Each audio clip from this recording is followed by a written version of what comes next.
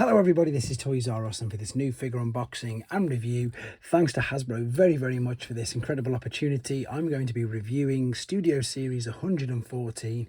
This is Transformers 1 or TF1 movie Megatron. So we're going to have a look at the entire contents of the packaging in a second. We're then going to have a look at the articulation on him and how his accessories do fit straight on.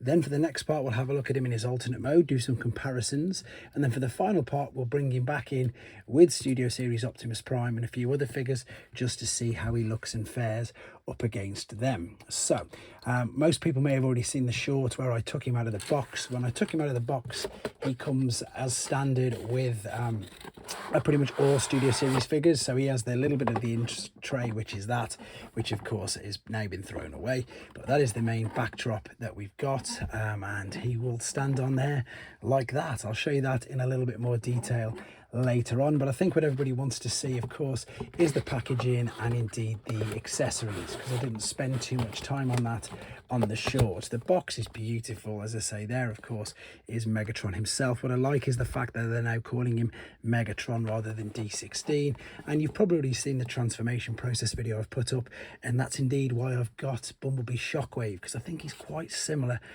to that, and hopefully we'll get to see that as well in the alternate modes. But the accessories that he comes with is this backpack, and then this does double up, I suppose, as the top of the tank, which again you'll get to see in a second. This will then attach via that port, and then you can tab this into the back like so via them two tabs on the side. And then we've of course got the fusion cannon, which can go on as always the right forearm.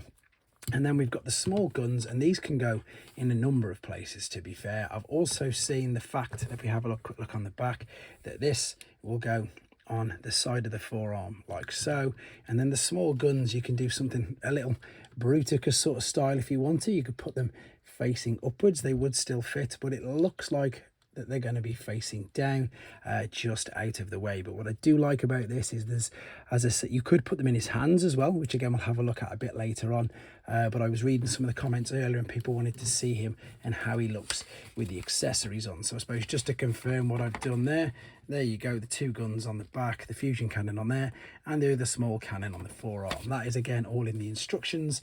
So without further ado, let's have a look at his articulation. Now again, I didn't notice this until somebody said in the comments, looking at him like this, his legs do look really long, and as I say, I think that's probably down to the transformation process, which again hopefully you've seen, and you'll see I suppose more in the alternate mode. The head sculpt is brilliant, that looks great. We're definitely getting more generation 1 Megatron, which again I will bring in some more figures in the third part of the video. The head is very stiff because obviously it's brand new, but it will go all the way around and it will look up and down a little bit, but that is more for transformation purposes. The arms will give you a full T, which you can see there, and then you can see that it's a ball and socket in there, so it'll go all the way around. Unfortunately, for some people who won't like it, it is pretty hollow, but I think they cover it up quite well with the fact, again, that you can do so many things with it. There's a swivel in the shoulder, there's a bicep flexion. It's pretty much near enough double, but it will fold all the way over, again, for transformation purposes. And the wrist will swivel as well, which, let's be honest, for a deluxe figure, because that's what this is, that's not bad at all. There is a waist swivel, which is great. That surprised me, to be honest, which you could probably tell. The legs, and I suppose this is where you'll see that his legs are huge.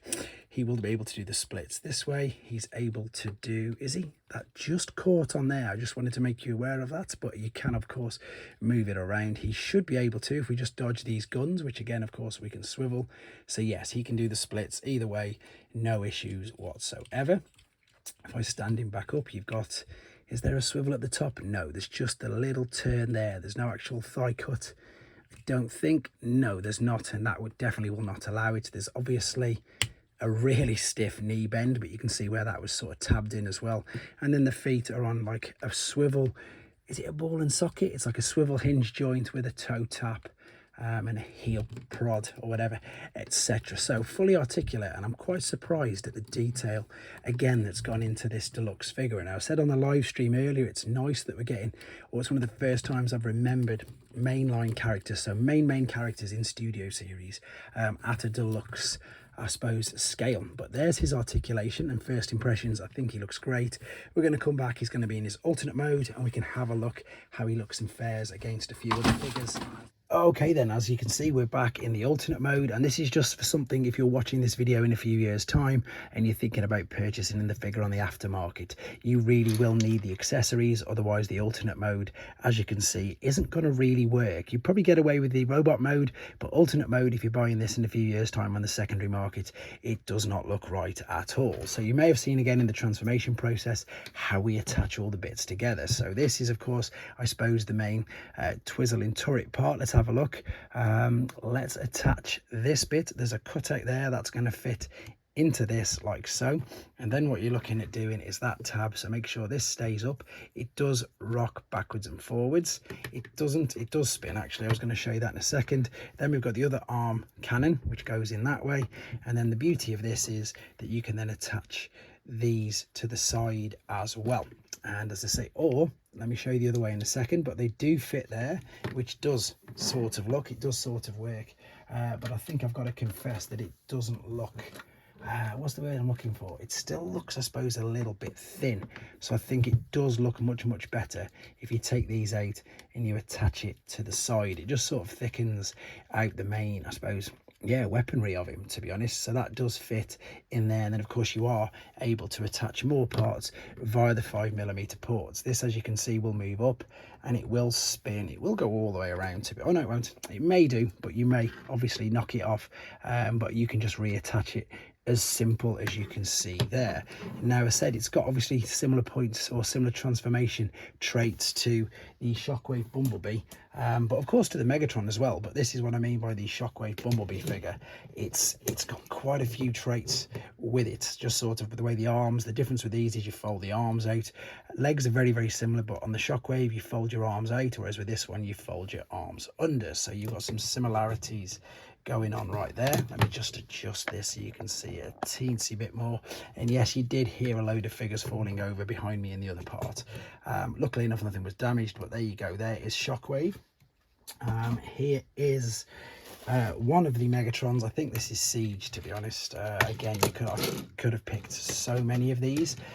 So I think the first thing that you can tell again straight away is the size. And again, remember, these are Voyager class figures. This is a deluxe, and it's much more noticeable now he's put up against a Voyager class sort of size figure.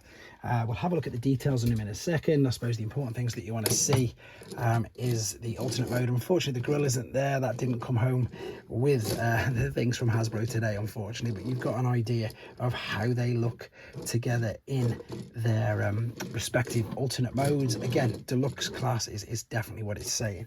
With regards to some other figures, very small compared to the Knight Rider crossover. Then we've got Earthrise Prime, so about as long as that, to be fair, but obviously nowhere near as chunky.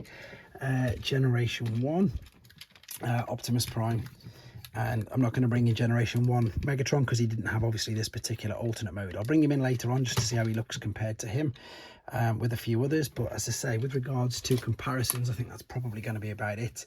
The details on the tread are okay. I'm going to be super nitpicky, but again, it's a deluxe size, so these are just molding details. There's not even any wheels there, unfortunately, but again, doesn't need wheels. It's on Cybertron, so you can get away with that, no problem whatsoever. I've already mentioned that you've got the 5mm ports there, which are great to attach other things to it. You can also attach blast effects as well via these little parts here, so they will fit. Do they fit on there? No, they don't fit on there, but they fit into the main cannon. So yep, you can attach your blast effects, no problem whatsoever with that. Again, as far as alternate modes go, it's okay. I think it looks all right, but for me, and I'm sure most people, they're going to be displaying him in his robot mode. So let's get him back in his robot mode for the final time and do a load of comparisons. I'm not sure if I brought that up, but there you go. There's a small deluxe just to show you how much, I suppose, bigger he is compared to that. Right, let's come back final time with some comparisons in the robot mode. Okay then, back for the final time with him in his robot mode. We're going to see how he quickly looks on the display stand. But yeah, as I said at the beginning, that's obviously how he comes packaged on it, and you probably might have seen that in the unboxing video. Now, I've also not attached any of the accessories. That is of course the complete tank turret, and if you wanted to, you could of course keep this as well as his, as a cannon if you want him to hold it, because he will still hold it in, and that's pretty cool, to be honest, because it is huge and it doesn't look too bad. The only negative thing is it's just a little bit too big for the bicep joint, I think. Let's have a quick look. If I try and bend his arm, maybe it'll go there. No, it won't. Yeah, if you're new to this channel, what I like to do is sort of try and play with them at the same time, so that's why I sometimes go off the cuff with things. But you can see there that, to be fair, that looks really good. Obviously it's not how we're going to see him in the movie, but I actually like the way that looks. You can let me know what you think in the comments, but I think it looks okay. I've got some other Megatrons queued up at the side. You can see there he is with the backdrop, and again, I'm still yet to see the movie, so I can't comment how, I suppose, realistic that is compared to the actual movie. So there he is. Let me bring this out, and funnily enough, I suppose if you wanted to, could you attach it? Yeah, you could attach it to the back. You can't do, I don't think, the thing where the fossilizers, where you can bring it over like the shoulder cannon. It's just going to have to go like that. If you wanted to, of course, you could store everything on the back like so, but again, I don't think you want to do that. And I know that somebody in the in the comments in the unboxing video wanted to see exactly what I'm pretty much about to show them, which is him next to Studio Series Optimus Prime with all of his, I'm not going to call it kibble, because obviously it's all of his accessories, and the great thing is that you can pop them all in. I'm going to just change it ever so slightly. I'm just going to put them in his hands just for now, and I'm going to bring that Megatron out of the way because it's trying to focus in on him, which we don't want to see. So there he is, which he can be displayed one way around. And if I bring in now, in fact, it might take away too much of the I suppose, what's the word I'm after, the focus. But there is your Prime and Megatron side by side. As I say, Megatron's slightly taller. If I do that, you can see you've got an idea there. To be honest, I'm going to take these guns off. I'm going to put them on the back just the way that it is telling you to in the instructions. I just think because it's taking too much away from, of course, for how I imagine most people would be displaying him. So it does thicken him out, this little backpack, a little bit. If I do them back to back, they've got a teeny bit of back kibble. Obviously, that's the top of the tank, and that's the roof of the vehicle.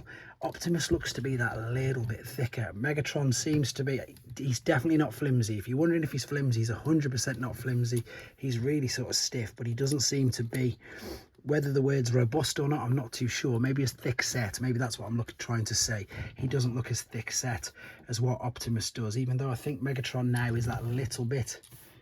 No, he's not. They're about exact. To be fair, the dimensions of these guys, I wouldn't be surprised if they're pretty much exactly the same. Only the fact that Megatron's leg to torso ratio is, of course, quite a bit different. Optimus doesn't go up as high, but they do look really, really good together, to be honest. Again, really excited to see the movie, and just to reiterate again that these are only deluxe, which is great to see these figures, mainline characters, in a deluxe scale. Right, let's bring in just because he's Megatron, and just, even though of course there's so much hoo-ha at the moment online with, unfortunately, his of course original alternate modes. But what's interesting though is the original Takara Megatron, which had the gunmetal grey, looks quite a bit more like him with the fact the color scheme, whereas of course the Hasbro one with the chrome is completely shining, whereas the gunmetal grey is very similar to that. So that's the two G1 originals. There's one other G1 original which, funnily enough, looks quite a bit like him, and that is of course his Action Master version, which yeah, again, he splits the fandom as well. So, oh, and he doesn't even stand up for me, but he splits the fandom because of course he doesn't transform, but he looks quite similar with the head sculpt, to be honest, which you can see there, very similar in fact. Right, let's move on to some more, I suppose, current or newer Megatron, not Megatrons.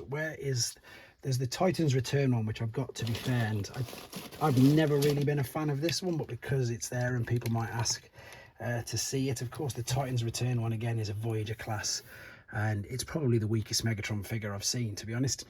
There's the Titans Return one, and then if we go for one of my favorites from the WFC line, of course the animated deco, and again this gives you the full, I suppose, indication of just how much smaller he is than a Voyager class figure. That's the latest use of this particular mold. That's the Fractured Friendships version, and again they are both towering over him. So there's a few Megatron comparisons. Let's move them out of the way. Let's bring in a few primes then. So Missing Link, oh there's his foot. Oh dear, there's his foot. There's sorry, there's Missing Link. There is Commander class. What else have I got knocking around here? I've got a few others, to be honest. So let's bring in, just because they're here, just to give you an idea. So it'll be interesting to see how big the Seekers are, because of course the Voyager class Seekers, you can't have them towering above Megatron, which it looks like they might do. But again, if they're deluxe, it'll be interesting to see the sort of size that they get, because of course that's a jet and that's deluxe, and he's really big as well.